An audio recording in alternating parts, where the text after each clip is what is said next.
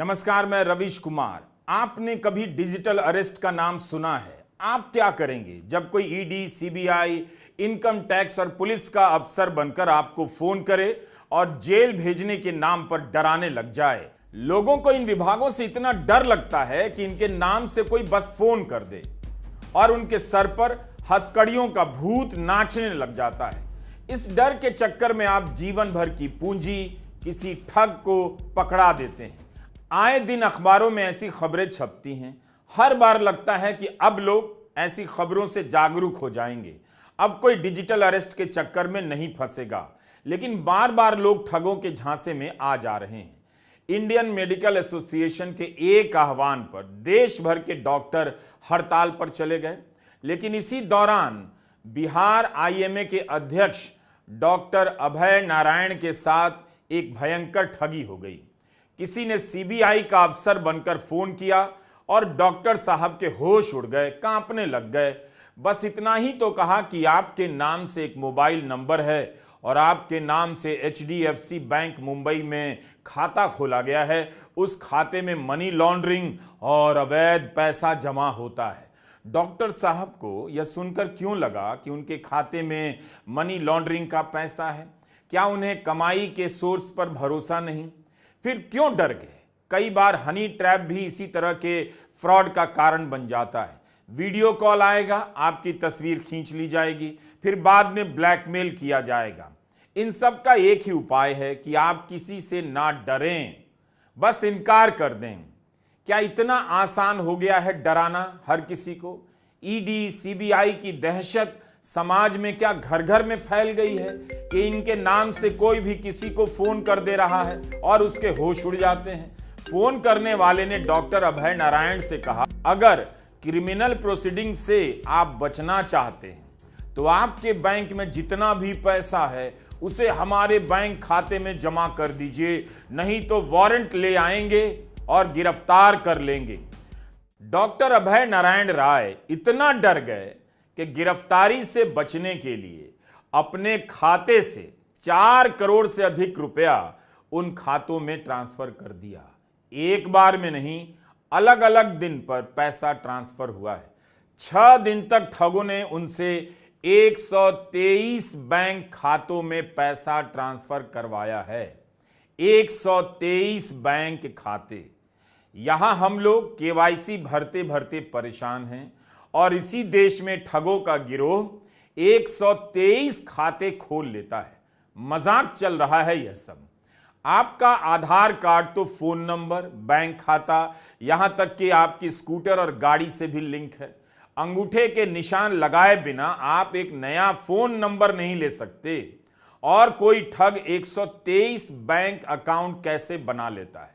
जब तक डरे हुए डॉक्टर साहब को होश आया तब तक 4.5 करोड़ खाते से जा चुका था और फोन बंद हो गया। 31 जुलाई से 6 अगस्त के बीच मात्र 7 दिनों के भीतर उनके जीवन की कमाई का बड़ा हिस्सा छूमंतर हो गया। डॉक्टर साहब ने कहा, मैं डर गया था। जिस नंबर से सीबीआई का अफसर बनकर कोई फोन कर रहा था वह अब बंद हो चुका है। यही तो हमारा सवाल है, क्यों डर गए डॉक्टर साहब और क्यों डर जाते हैं आम लोग? हम और आप भारतीय सीबीआई, ईडी का नाम सुनते ही क्यों कांपने लग जाते हैं? यह आम नागरिकों के बीच कानून और न्याय तंत्र की समझ के अभाव को भी दर्शाता है, या इसलिए कि आपने खबरों में देखा होगा कि इस विभाग के अफसर किसी को भी पकड़कर ले आते हैं, महीनों जेल में सड़ा देते हैं और कोर्ट से जमानत का मिलना असंभव सा हो जाता है। वैसे ईडी वाले असली अफसर भी संपादक और सांसद तक को अवैध रूप से अरेस्ट कर लेते हैं। जब ईडी अवैध रूप से अरेस्ट कर लेती है तो ईडी के नाम पर ठगों के इस कारनामे को आम लोग कैसे समझें?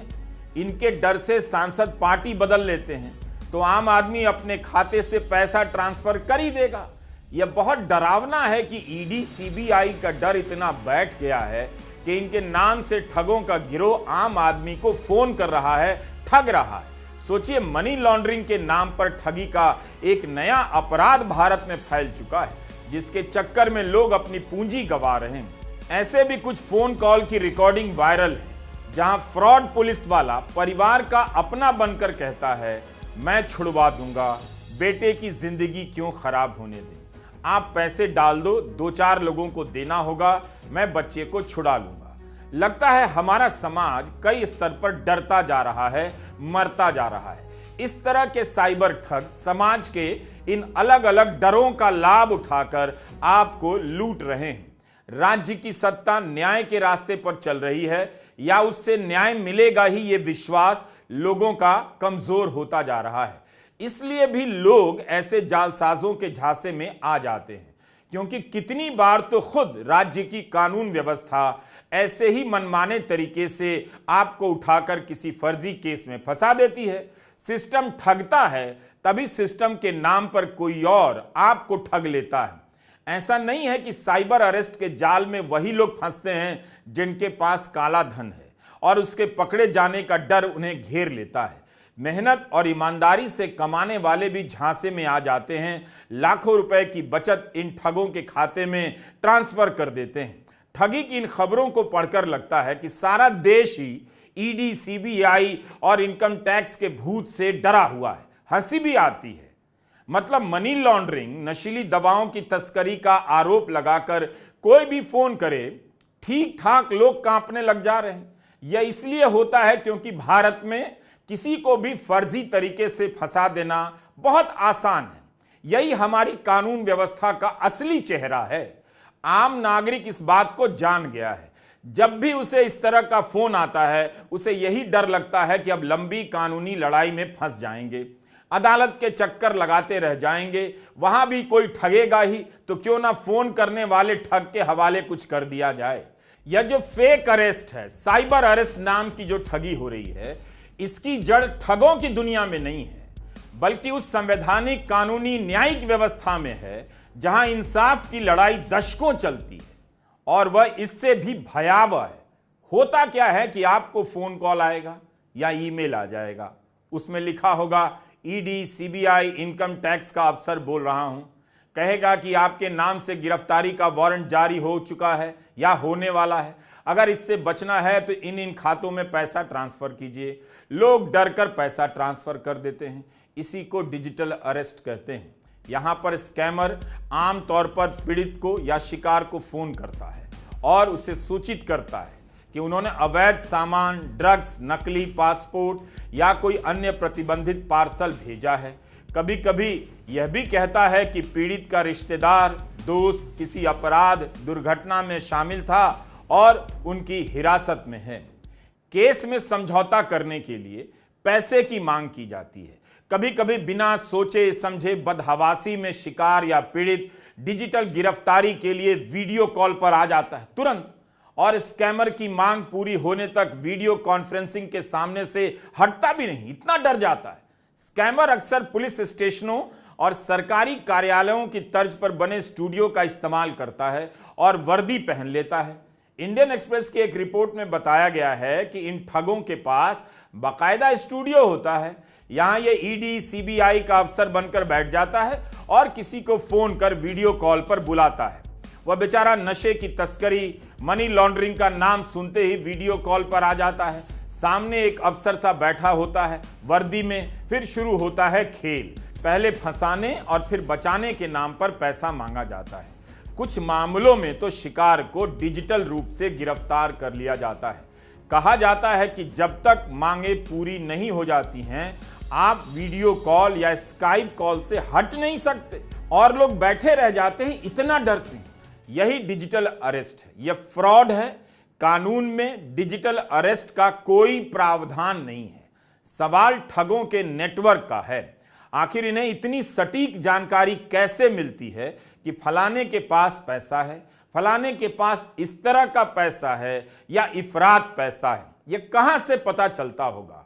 आए दिन डिजिटल अरेस्ट की खबरें सुनने को मिलती हैं।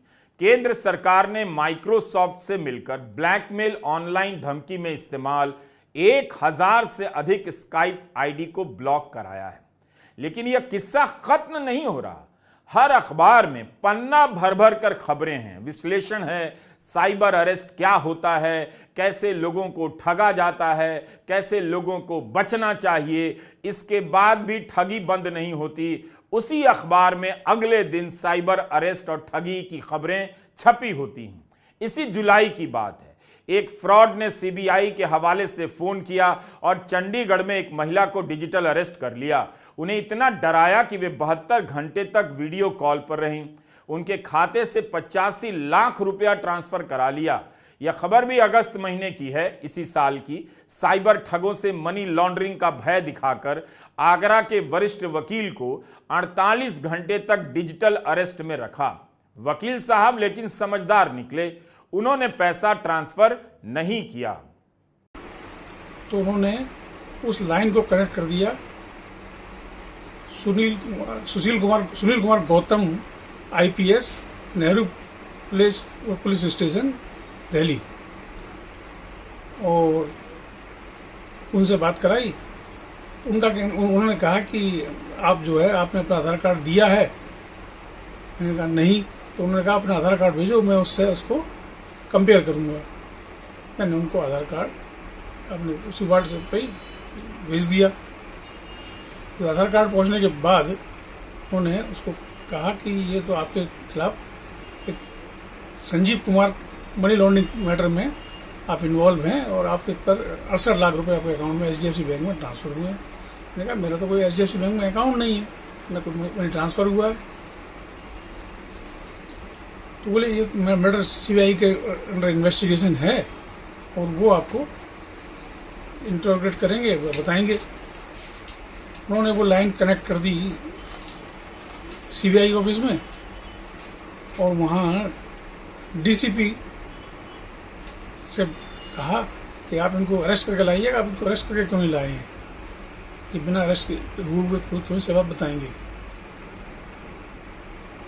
उन्होंने कहा कि ये कुछ सभ्य आदमी लगते हैं, ये खुद कंप्लेंट करने आए हैं। इन्होंने खुद कहा है कि मेरे आधार कार्ड से कुछ फर्जी सिम ले ली गई है और आप इनको चांस दें। उन्होंने उसको फिर अगेन डांटा और कहा कि अगर ये कोई बात गलत निकलती है तो मैं तुमको सस्पेंड कर दूंगा।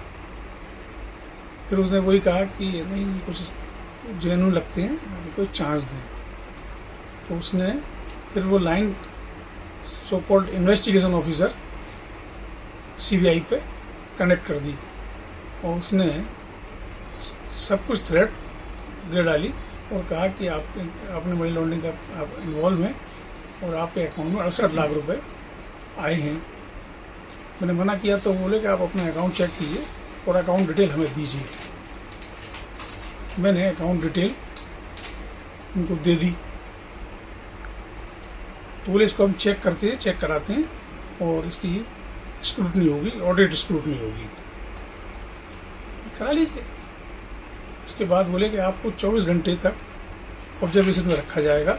आप टाइम टू टाइम रिपोर्ट करेंगे अपनी हर एक्टिविटीज़ को और आपके लिए एक ऑफिसर आपको डेप्यूट करते हैं जो आपको वॉच करेगा और आप हर आध घंटे की उनको रिपोर्टिंग करेंगे। तो कुछ सो कॉल्ड राजेश प्रधान डेप्यूट किया और उसको मैं उसी वीडियो नंबर पर ही अपनी सारी एक्टिविटीज़ रिपोर्ट करता रहा। बीच में मैं चैम्बर आने के लिए मैंने थोड़ा गैप हो गया तो उसका कॉल आता है कि योर अपडेट इज अवेटेड। मैंने फिर अगेन शुरू कर दिया अप टू 9। मैं कंटिन्यूस रिपोर्ट करता रहा अपनी हर एक्टिविटीज़ को और एट 9 मैंने उनको रिपोर्ट किया कि I am going to sleep, I will update you morning 6 AM। 6 AM फिर मैंने वही अपडेशन चालू रहा। 9:30 पर उनका एक मैसेज आया कि सीबीआई ऑफिसर विल ज्वाइन और he will interrogate you at 10 AM। At 10 AM, so-called CBI officer again interrogate and pressurize and threaten और ये कहा कि आपने मनी लॉन्ड्रिंग में इन्वॉल्व हैं और आप अपने अकाउंट में जो मनी है उसको आप ट्रांसफ़र कर दें सो दैट आपका स्क्रूटनी ऑडिट हो सके। मैंने कहा मैं तो मैं इंटरनेट बैंकिंग करता हूँ ना मैं मोबाइल बैंकिंग करता हूँ। तो बोले ठीक है, आप अपनी चेकबुक निकाल लीजिएगा और चेकबुक से आप बैंक जाके मनी ट्रांसफ़र कर दीजिएगा। मैंने चेकबुक भी निकाल ली। उसके बाद जब चूँकि उस दिन 19 था, रक्षाबंधन की छुट्टी थी, मैंने कहा भाई आज तो रक्षाबंधन की छुट्टी है, कोई बैंक नहीं खुली हुई है, तो मैं कहाँ से करके करूँ। तो बोले आपके आसपास बैंक होगी, कोई 1 किलोमीटर होगी, 2 किलोमीटर होगी। मैंने कोई आज पूरी यूपी में कोई बैंक आज नहीं खुली हुई है। तो थोड़े 5 मिनट बाद उसका कॉल आया कि हाँ मैंने कंफर्म कर लिया है, आज सब बैंक बंद हैं, आप कल कर दीजिएगा।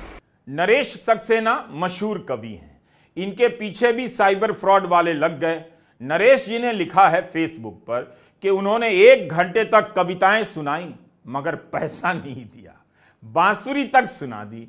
ऐसे चमत्कार इस धरा पर कम ही होते हैं और ऐसे कवि भी कम होते हैं, लेकिन ज्यादातर लोगों की पूंजी हमेशा हमेशा के लिए चली जाती है। एक बार जब पैसा गया तो वापस हासिल करना आसान नहीं होता है। हम इस वीडियो में पटना के पत्रकार संतोष सिंह का अनुभव आपको सुनाएंगे 2 हिस्से में।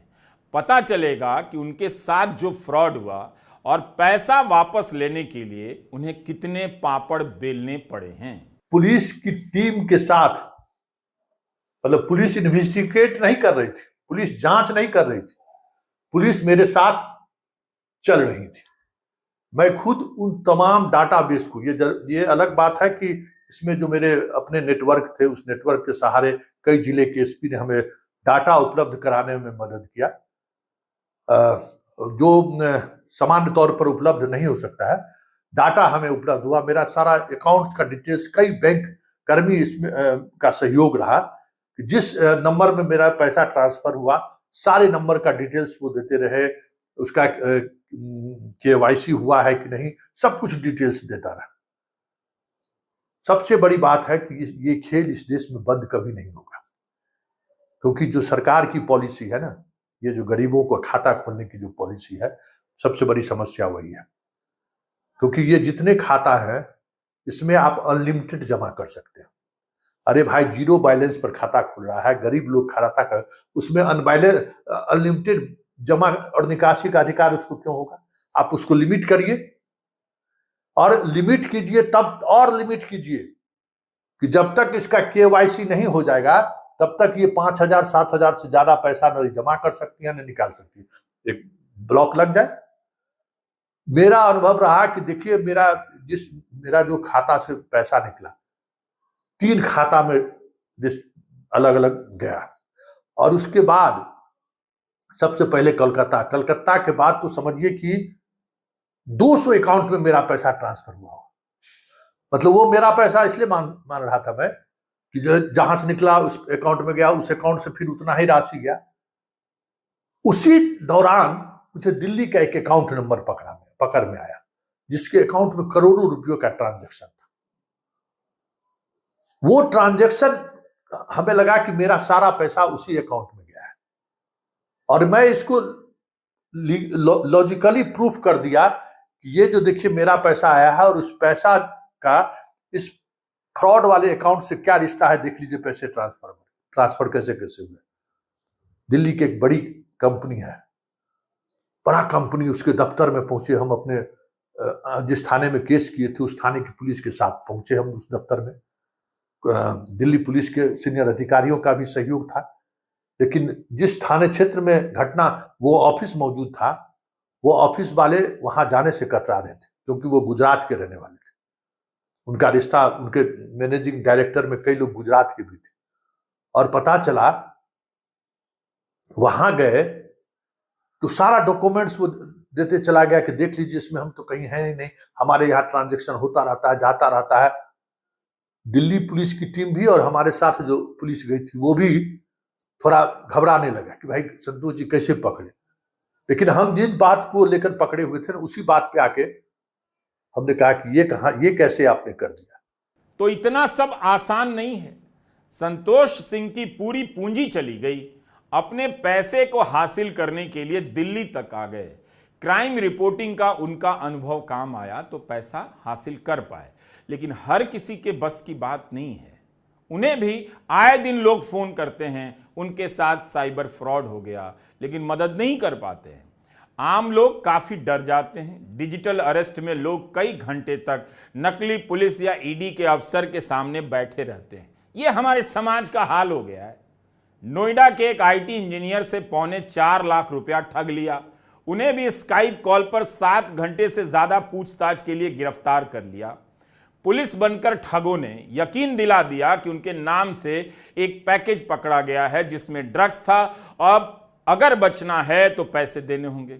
उन्हें यकीन दिला दिया जाता है कि अगर बचने का कोई रास्ता है तो इसी कॉल से है, नहीं तो अरेस्ट होना सुनिश्चित है। असल गिरफ्तारी से तो स्काइप कॉल की गिरफ्तारी बेहतर है। पैसा दीजिए और छूट जाइए, इतना लोग डर जाते हैं।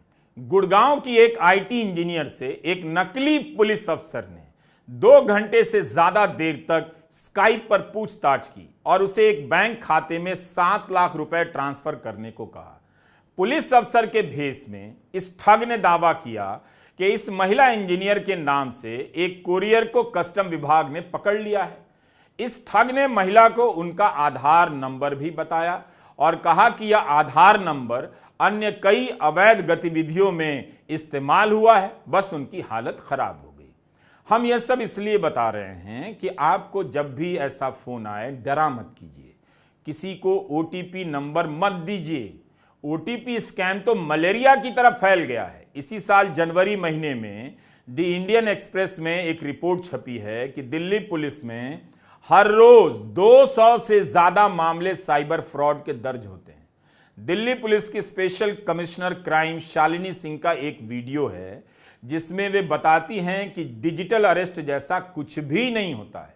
कानून में ऐसा कोई प्रावधान नहीं है। सुन लीजिए, समझ लीजिए। A person has got an email or a call from someone claiming or impersonating as a police officer or belonging to some other agency, and they tell you that you are under digital house arrest.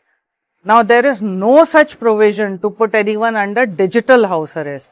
So please be aware and do not fall prey to any of such scams which are happening nowadays. Police अभियान चलाती रहती है मगर fraud अपना काम करते रहते हैं। 11 अगस्त को मिड डे में फैजान खान की एक रिपोर्ट है मुंबई से कि केवल मुंबई में साल 2021 से 2024 के बीच साइबर क्राइम के 2,81,019 मामले दर्ज हुए हैं और 3,324.9 करोड़ रुपए की ठगी हुई है, जिसमें से 358.77 करोड़ रुपए पुलिस ने रिकवर किया है। इसका मतलब है करीब 3,000 करोड़ रुपया लापता हो गया। इतना पैसा किसके पास पहुंच रहा है? ऐसा कैसे हो सकता है कि 2-4 लोग पकड़े जा रहे हैं और 3,000 करोड़ रुपए की लूट पर कोई शोर नहीं है? पीड़ितों को फेसबुक, इंस्टाग्राम या अन्य सोशल मीडिया के जरिए व्हाट्सएप ग्रुप में जोड़ा जाता है। स्कैमर भरोसा कायम करने के लिए स्टॉक और आईपीओ निवेश पर ऑनलाइन कक्षाएं आयोजित करता है। पीड़ितों को अक्सर गूगल प्ले स्टोर से ट्रेडिंग एप्स और एपीके फाइलें डाउनलोड करने के लिए कहा जाता है। पीड़ितों को प्रारंभिक भुगतान करने के लिए भी कहा जाता है। एक बार आप पैसा डालते हैं, धोखेबाज धनराशि पर लगाम लगा देता है, आप उसे निकाल नहीं पाते, आपका पैसा फंस जाता है।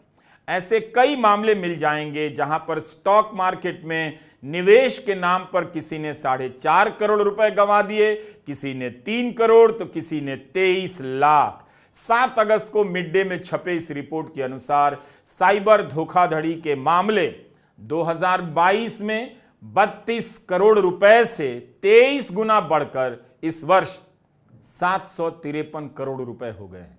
अधिकारियों को उम्मीद है कि इस साल यह संख्या 2 गुनी हो जाएगी, क्योंकि केवल 7 महीनों में 700 करोड़ रुपए की ठगी हो चुकी है और यह राशि बढ़ती जा रही है। साइबर क्राइम सेल के अधिकारियों के मुताबिक इस साल जनवरी से जुलाई तक ही साइबर धोखाधड़ी के मामले में काफी बढ़ोतरी हुई है। रिजर्व बैंक ने भी कई वीडियो बनाए हैं ताकि लोग जागरूक हों, मगर लगता है फ्रॉड ही जागरूक होते जा रहे हैं और लोगों को चूना लगाते जा रहे हैं। चार्ज किया तो पर्सनल डेटा होगा पब्लिक। देखा? पापा रुको, मैं पे करता हूँ। No signal. अब क्या करोगे? फ्री वाईफाई है ना। बुद्धू सुधर जा। पेमेंट्स के लिए नो ओपन वाईफाई, यानी फ्रॉड को करो बाय बाय। आरबीआई कहता है करो सही शुरुआत, बनो फाइनेंशियली स्मार्ट। अजीब हाल है। रेलवे और एयरपोर्ट से लेकर पब्लिक स्पेस में फ्री वाईफाई की सुविधा दी जाती है, सरकारें देती हैं। रिजर्व बैंक के जागरूकता वीडियो में है कि पब्लिक पोर्ट से फोन चार्ज मत कीजिए, वाईफाई का इस्तेमाल मत कीजिए। पब्लिक स्पेस में वाईफाई देने वाली कंपनियों या सरकार की क्या जवाबदेही बनती है? क्या कभी चेक होता है? यह सब तो सरकारी होता होगा, फिर वाईफाई क्यों खतरनाक है पब्लिक स्पेस में? रिजर्व बैंक काफी कुछ कर रहा है लगता है, मगर लोगों का ठगा जाना बंद नहीं हो रहा है, यही दिखता है। खबर आई कि रिजर्व बैंक ने यहां तक कहा है कि यदि कोई बैंक खाता फ्रॉड काम में शामिल है तो बैंकों को उसे चिन्हित करना होगा, तुरंत एक्शन लेना होगा। इससे ठगी गई रकम को वापस लौटाने में मदद मिलेगी। आरबीआई ने कहा है कि हर बैंक को एक विशेष समिति बनानी होगी जिसका काम होगा धोखाधड़ी के मामले पर पैनी नजर रखना, हर शिकायत को ट्रैक करना और स्थिति की जानकारी आरबीआई को देनी होगी। क्या ऐसा होता है? बहुत सारे लोगों को इस तरह का अनुभव है, वही बता सकते हैं कि ये समितियां काम करती हैं या नहीं। रिजर्व बैंक के अनुसार समिति को यह भी पता लगाना है कि बैंकिंग व्यवस्था में किस कमी के चलते फ्रॉड हुआ, कहीं बैंक की तो कमजोरी नहीं है। इसके बाद भी फ्रॉड होने पर बैंक में फोन कीजिए तो फोन ट्रांसफर ही होता रहता है यहां से वहां तक। एक नियम है कि 6 करोड़ से अधिक के फ्रॉड में सूचना सबसे पहले सीबीआई को देनी होगी, लेकिन ज्यादातर मामलों में लोगों के 10 लाख हैं, किसी के 1 लाख हैं, किसी के 50,000 हैं और किसी के 2 करोड़ भी हैं। स्थानीय पुलिस का हाल आप जानते हैं, बताने की जरूरत नहीं है, आप भारत में रहते हैं और जिसका पैसा गया है उसका तो 50,000 भी बहुत है। सवाल है कि आम नागरिकों का पैसा सुरक्षित नहीं है। जिस रूट से मेरा पैसा, जैसे जैसे अकाउंट में से मेरा पैसा गया था, उसी अकाउंट के सहारे सारा पैसा मेरे अकाउंट में 24 घंटे के अंदर ट्रांसफर होकर आ गया। हालांकि उस पर जिस तरीके की कार्रवाई होनी चाहिए थी वो कार्रवाई नहीं हो पाई, क्योंकि लीगल तौर पे बहुत सारी इस तरीके का लैचेज है ना, जो आप कुछ कार्रवाई नहीं कर सकते। मेरा पैसा तो आ गया। उस दौरान जो चीजें सामने आई कि जितना इस तरीके का अकाउंट होता है ना, बेचारे गरीब आदमी के नाम पे अकाउंट होता है, जो खुला, इस तरीके का फ्रॉड हुआ, पैसा मंगाया, बंद। जब आप उसके घर पर जाइएगा, उसको खाने के लिए अनाज नहीं है, उसको रहने के लिए घर नहीं है, आप क्या कर दीजिएगा? जिसके नंबर से सिम कार्ड लेता है उसका भी वही स्थिति रहता है, जिस नंबर का इस्तेमाल करता है। तो जब तक ये 2 व्यवस्थाएं जब तक 100% दुरुस्त नहीं होगा, उसको सरकार दुरुस्त कर सकती है कि सिम कार्ड आप जिसको भी दीजिए उसका केवाईसी सदैव होना चाहिए, भले उसको आउटगोइंग इनकमिंग चालू होने में 1 महीना लेट लगे। क्या लगता है? उसी तरीके से जीरो बैलेंस पर या गरीब लोगों का आप जब आप अकाउंट खोलते हैं तो उसमें पैसा जमा होने और निकासी पर एक बैंड लगा लीजिए कि 10,000 रुपया साल में आप जमा कर सकते हैं या हर महीने आपकी कैपेसिटी 10,000 है। देखिए सारा खेला ही खत्म हो जाएगा। इसलिए ये जो खेल हो रहा है ना, इस खेल में हमारा आरबीआई, चाहे बैंक हो, चाहे हमारी वित्त मंत्रालय हो, जो भी हो, हमें लगता है कि उनका नियत अगर साफ रहे ना तो 24 घंटे के अंदर इस देश से इस तरीके का फ्रॉड खत्म हो जाएगा। संतोष सिंह ने जितना कुछ किया, क्या हर कोई वैसा कर सकता है? नहीं कर सकता है। फ्रॉड होने के बाद लोगों का दिमाग काम करना बंद कर देता है। 1930 नंबर भूल जाते हैं कि ऐसा कोई नंबर भी है जिस पर शिकायत करनी है। आप अंदाजा कीजिए कि साइबर फ्रॉड ने क्या हालत करती है। भारत के राष्ट्रीय साइबर अपराध रिपोर्टिंग पोर्टल पर प्रतिदिन लगभग 7,000 साइबर संबंधित शिकायतें दर्ज की जाती हैं। इसी साल मई में बिजनेस स्टैंडर्ड में सुरभि सिंह की रिपोर्ट है कि साइबर फ्रॉड कंबोडिया, म्यांमार और लाओस से किया जा रहा है। 2019 में जहां ऑनलाइन फ्रॉड की कुल 26,049 शिकायतें दर्ज की गईं, ध्यान से सुनिए, 2020 में इनकी संख्या 2,57,000 से ज्यादा थी। 2022 में ध्यान से सुनिए और 9,66,000 शिकायतें दर्ज हुई और 2023 में 15 लाख से अधिक शिकायतें दर्ज हुई। 2024 में केवल 30 अप्रैल तक 7,40,000 शिकायतें दर्ज हुई हैं। यह सब कितना भयावह है। पहले बैंक लूट की एक खबर से पूरे देश में सनसनी फैल जाती थी, अब हजारों लोगों के खाते से बैंक लूट हो रही है। बस नाम साइबर फ्रॉड और डिजिटल अरेस्ट कर दिया गया है। एक आम आदमी को पकड़कर केवल उसका खाता ही नहीं, एक तरह से बैंक को भी लूटा जाता है। सारी जिम्मेदारी उसी आम आदमी पर आती है जिसका पैसा लूटा जाता है कि उसने ओटीपी क्यों दिया, डीप फेक से बनाई गई आवाज को समझा क्यों नहीं। साइबर ठगी के कई सारे रूप हैं। हनी ट्रैप तो अलग ही मामला है जिसमें कई बुजुर्ग अनजाने में फंस जाते हैं। बहुत लोगों को पता नहीं होता वीडियो कॉल का क्या करना है। नंबर अनजाना है, देखने लग जाते हैं कौन है, अपना है या पराया है, और इस तरह से काफ़ी देर तक कॉल पर बने रह जाते हैं। उनकी तस्वीर ले ली जाती है, बाद में ब्लैकमेल किया जाता है। किसी को फ़ोन आ जाता है पाकिस्तान के नंबर से, फिर उसे डराया जाता है। यह जो डर है वो कहाँ बन रहा है? ईडी का डर, पाकिस्तान का डर, इसे भी समझिए। एक तरफ राजनीति आपके भीतर इन सब के नाम से डर पैदा करती है और दूसरी तरफ ठगों का गिरोह उसी डर का लाभ उठाकर आपके पैसे उड़ा ले जाता है। जब भी ऐसा हो 1930 पर फोन कीजिएगा, सूचना दीजिएगा, पता चल जाएगा सिस्टम कितना काम करता है, मगर आप अपनी तरफ से देरी मत कीजिएगा। यूपी पुलिस ने 12वीं फेल 2 साइबर ठगों को पकड़ा। तरह तरह से 1.5 करोड़ रुपए की साइबर ठगी के आरोप थे। आरोपी संदीप कुमार सेन, मोहम्मद साहिल ने सीबीआई, आरबीआई, आयकर अधिकारी बनकर लोगों को ठगा है। मोबाइल एप्लीकेशन, सोशल नेटवर्किंग साइटों से डेटा लीक किया, बैंकों के कर्मचारियों के साथ मिलकर डेटा उड़ाया। इन दोनों ने ही कहा है और अखबारों में छपा है कि बीमा एजेंसियों, व्हाट्सएप और अन्य बैंकिंग साइटों से बैंक ग्राहकों के विवरण खरीद लेते थे, जिसमें मोबाइल नंबर होता था, बैंक खाता विवरण होता था, डेटाबेस शामिल होता है। ठगी के दम पर इनकी बहुत ठाठ थी। 80,000 रुपए पर इन्होंने अपने लिए 2 बाउंसर भी रखे थे। सरकार अभी तक जो भी कर रही है वो काफी नहीं है। एक रिपोर्ट से जानकारी मिली कि 2023 में सरकार ने 70 लाख मोबाइल नंबरों को ब्लॉक कराया है, लेकिन इसके बाद भी साइबर फ्रॉड नहीं रुक रहा है। कब आपका पैसा उड़ जाएगा किसी को पता नहीं। सतर्क रहा कीजिए। पहले तो डरिए मत, कोई ओटीपी मांगे तो मत दीजिए। कार्ड का सीवीवी नंबर सेव करने के लिए कोई मजबूर नहीं कर सकता है।